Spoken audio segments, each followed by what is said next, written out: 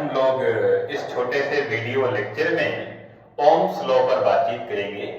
Ohm's law universal law नहीं है, ये एक लिमिटेड लॉ है, केवल कंडक्टर्स के लिए ही ये वैलिड है।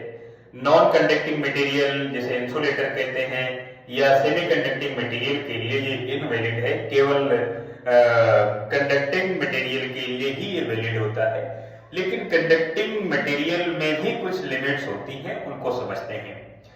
अगर हमारे पास कोई वायर है या कोई कंडक्टिंग रॉड है और उस रॉड की लेंथ को, उस रॉड की थिकनेस को, उसके टेम्परेचर और प्रेशर को कांस्टेंट रखें, तो उस वायर के, कंडक्टिंग वायर के या कंडक्टिंग रॉड के जो रेजिस्टेंस वैल्यू है वो रेजिस्टेंस वैल्यू कांस्टेंट रहती है, क्योंकि रेजिस्टेंस मटेरियल की इंटरनल प्रॉपर्टी है और ये डिपेंड करता है, रेजिस्टेंस किसी भी मटेरियल का ये डिपेंड करता है कि उसकी लेंथ कितनी है, वायर की लेंथ कितनी है, वायर की थिकनेस कितनी है, उसका टेम्परेचर प्रेशर कितना है। इन सभी पैरामीटर पर रेजिस्टेंस डिपेंड करता है। और अगर हम रेजिस्टेंस को कांस्टेंट रखें, रेजिस्टेंस कैसे कांस्टेंट रहेगा?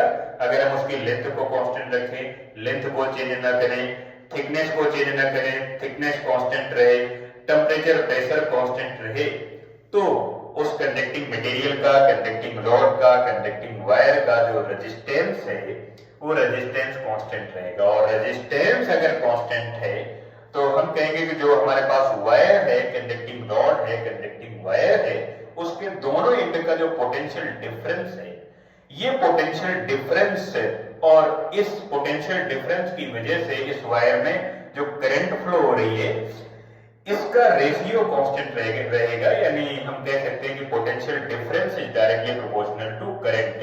ये पोटेंशियल डिफरेंस करंट का डायरेक्टली प्रोपोर्शनल होगा और इसी की वजह से करंट फ्लो होगी। लेकिन ये V बाई I का जो रेशियो है ये रेजिस्टेंस होगा और ये रेजिस्टेंस की वैल्यू कांस्टेंट है। अगर कांस्टेंट है तभी ओम्स लॉ वैलिड है, ओमिक सर्किट है। अगर ये कांस्टेंट नहीं है तो V और I के बीच का जो ग्राफ आएगा वो लीनियर नहीं होगा, नॉन लीनियर होगा और इस तरह के जो सर्किट होंगे उन्हें नॉन ओमिक सर्किट कहेंगे, जिसमें रेजिस्टेंस की वैल्यू वेरिएबल होती है। अगर रेजिस्टेंस की वैल्यू कांस्टेंट है तो V और I का जो ग्राफ आएगा वो लीनियर होगा और इस टाइप के जो सर्किट होते हैं उन्हें हम ओमिक सर्किट कहते हैं, जिसमें ओम्स लॉ फॉलो हो जाता है, ओम्स लॉ वैलिड होता है, उसे हम इस तरह के सर्किट को ओमिक सर्किट कहते हैं।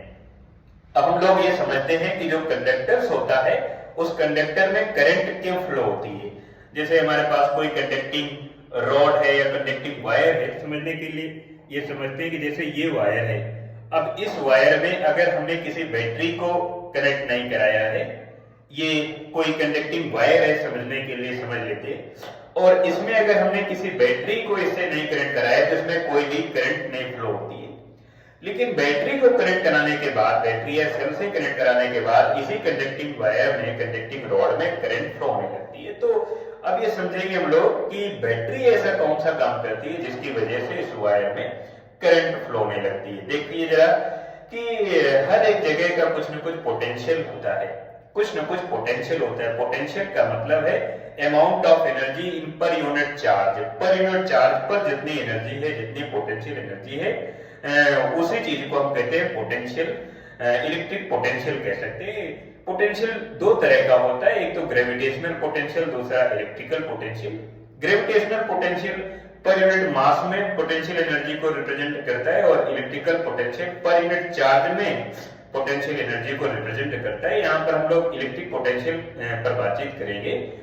तो पर यूनिट चार्ज पर जितना भी पोटेंशियल एनर्जी है किसी भी मटेरियल में, किसी वायर में, किसी वायर के एंड पर, उस चीज को हम कहते हैं पोटेंशियल, यानी इलेक्ट्रिक पोटेंशियल कहते हैं। अब वायर है, उसके दोनों एंड का कुछ ना कुछ पोटेंशियल होता है और दोनों एंड का अगर पोटेंशियल सेम हो गए तो पोटेंशियल डिफरेंस की वैल्यू 0 हो जाती है। पोटेंशियल डिफरेंस 0 होने की वजह से इस मटेरियल के अंदर जो फ्री इलेक्ट्रॉन है वो जिगजैग टाइप का मोशन करेंगे, लीनियर मोशन नहीं करते हैं। और लीनियर मोशन नहीं करते हैं इसलिए चार्ज का फ्लो किसी खास डायरेक्शन पर नहीं हो पाता है। तो जो चार्ज का फ्लो नहीं हो पा रहा है इसलिए करंट नहीं फ्लो हो पा रही, क्योंकि करंट का मतलब होता है rate of change of charge, rate of flow of charge with respect to time. कितने टाइम में कितना चार्ज फ्लो कर गया, कितना चार्ज फ्लो कर रहा है, उसी के रेस्पेक्ट में उस रेशियो वैल्यू को हम करंट कहते हैं। कितनी चार्ज की वैल्यू एक जगह से दूसरी जगह में कितने टाइम में फ्लो कर गई, I equal to delta Q by delta T या D Q by D T लिखते हैं, rate of flow of charge with respect to time. Time के रेस्पेक्ट में कितना चार्ज फ्लो कर रहा है किसी मटेरियल के अंदर। लेकिन अभी हमने देखा कि अगर हमने किसी भी से कंडक्टिंग वायर को या रॉड को बैटरी या सेल से नहीं कनेक्ट कराएंगे तो उस वायर के अंदर जो फ्री इलेक्ट्रॉन है वो जिगजैग टाइप का मोशन करेंगे और लीनियर मोशन नहीं करेंगे, चार्ज का फ्लो नहीं हो पाएगा। लेकिन अगर हम इसी वायर को, इसी कंडक्टिंग रॉड को अगर किसी बैटरी से कनेक्ट करा देते हैं तो बैटरी वायर के दोनों एंड पर पोटेंशियल डिफरेंस को डेवलप कर देती है, पोटेंशियल डिफरेंस को मेंटेन रखती है बैटरी या सेल। और बैटरी को ऐसा काम करने में अपनी एनर्जी को खर्च करना पड़ता है।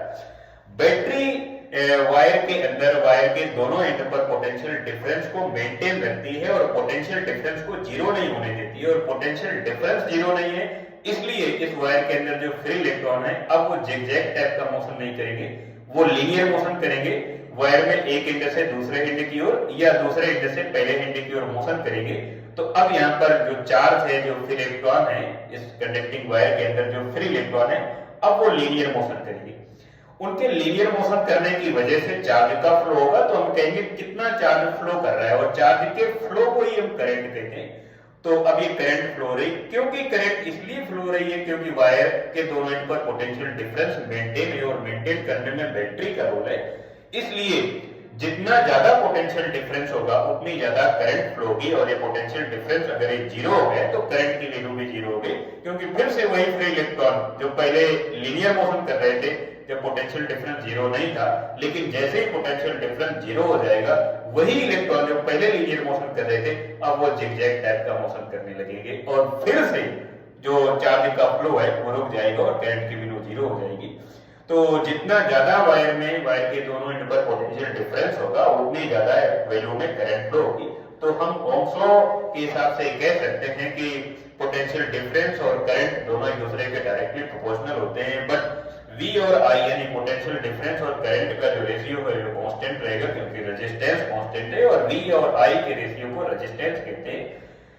ये रेजिस्टेंस चाहे वेरिएबल हो या कांस्टेंट हो, इसे हम रेजिस्टेंस ही कहेंगे। V और I का जो रेशियो वो हमेशा रेजिस्टेंस होगा, चाहे ओमिक सर्किट हो या नॉन ओमिक सर्किट हो। अगर ओमिक सर्किट है तो V और I का जो रेशियो है ये कांस्टेंट होगा। अगर नॉन ओमिक सर्किट है तो V और I का मतलब है पोटेंशियल डिफरेंस यानी करंट, करंट का जो रेशियो है, पोटेंशियल डिफरेंस और करंट का जो रेशियो है। नॉन ओमिक सर्किट में ये वेरिएबल होगा और वेरिएबल है मतलब रेजिस्टेंस वेरिएबल है और ग्राफ जो बनेगा नॉन लीनियर बनेगा। ये ओह्म्स लॉ की कुछ स्पेशल बातें हैं जिसमें से हम एक बार फिर से रिमाइंड करें। ओह्म्स लॉ यूनिवर्सल लॉ नहीं है, लिमिटेड लॉ है, केवल कंडक्टर्स के लिए वैलिड है, इंसुलेटर और सेमीकंडक्टर मटेरियल के लिए वैलिड नहीं है। कंडक्टर्स में भी कुछ लिमिट है, अगर उस लिमिट को समझे तो एक ही बात हम कह सकते हैं कि रेजिस्टेंस कांस्टेंट रखना चाहिए। जिस सर्किट में, जिस कंडक्टिंग रॉड में, कंडक्टिंग वायर में हमें ओह्म्स लॉ को फॉलो कराना है उसका रेजिस्टेंस कांस्टेंट रखना है। और रेजिस्टेंस के कांस्टेंट रखने के लिए हमें उसकी लेंथ को, उस वायर की थिकनेस को, जिसे क्रॉस सेक्शनल एरिया कहते हैं, उसका टेम्परेचर है, प्रेशर है, इन सभी को कांस्टेंट रखना है। अगर हम लेंथ को इंक्रीज करेंगे तो रेजिस्टेंस भी इंक्रीज होगा। रेजिस्टेंस लेंथ का डायरेक्टली प्रोपोर्शनल होता है, क्योंकि लेंथ इंक्रीज होगी तो थिकनेस डिक्रीज हो जाएगी। तो इसलिए हम ये कह सकते हैं रेजिस्टेंस थिकनेस का इनवर्सली प्रोपोर्शनल होता है, रेजिस्टेंस टेम्परेचर का डायरेक्टली प्रोपोर्शनल होता है। ये सभी पैरामीटर हैं जो रेजिस्टेंस की डिपेंडेंसी है। रेजिस्टेंस इन सभी पैरामीटर पर डिपेंड करता है। अगर ये पैरामीटर हम कांस्टेंट रखें तो रेजिस्टेंस कांस्टेंट रहेगा और रेजिस्टेंस अगर कांस्टेंट है तो V और I का रेशियो कांस्टेंट रहेगा। ये ओह्म्स लॉ का एक छोटा सा कंसेप्ट है जिसमें से हम रेजिस्टेंस को आगे कैलकुलेट करते हैं। रेजिस्टेंस का सीरीज कॉम्बिनेशन, रेजिस्टेंस का पैरेलल कॉम्बिनेशन या कॉम्प्लेक्स जिसमें पैरेलल और सीरीज दोनों एक साथ होते हैं। फिर वहां से हम सर्किट में नेट रेजिस्टेंस की वैल्यू कैलकुलेट करते हैं, पोटेंशियल डिफरेंस को कैलकुलेट कर सकते हैं, करंट की वैल्यू कैलकुलेट कर सकते हैं। अगर रेजिस्टेंस सीरीज पर कनेक्टेड है, सभी रेजिस्टेंस सीरीज पर हैं, तो पोटेंशियल डिफरेंस की वैल्यू अलग अलग हो सकती है, बट सभी रेजिस्टेंस पर करंट की वैल्यू सेम होगी क्योंकि सभी रेजिस्टेंस सीरीज पर कनेक्टेड है। लेकिन अगर रेजिस्टेंस को पैरेलल कॉम्बिनेशन में कनेक्ट करा दें, पैरेलल में कनेक्ट करा दें, तो हर एक रेजिस्टेंस में पोटेंशियल डिफरेंस की वैल्यू सेम होगी, बट करंट की वैल्यू अलग अलग हो सकती है as a depend on the situation. जैसे सिचुएशन है, जिस तरह की बैटरी से, जितने वोल्ट की बैटरी से हम कनेक्ट कराएंगे, वही पोटेंशियल जाके हर एक रेजिस्टेंस में, हर एक रेजिस्टेंस में, और करंट की वैल्यू हर एक रेजिस्टेंस में डिवाइड हो जाती है। अगर सीरीज पर है तो करंट सेम है, पोटेंशियल डिफरेंस अलग अलग है। अगर पैरेलल पर है तो पोटेंशियल डिफरेंस सेम है, करंट डिफरेंट है। ये ओम्स लॉ का एक छोटा सा कंसेप्ट है।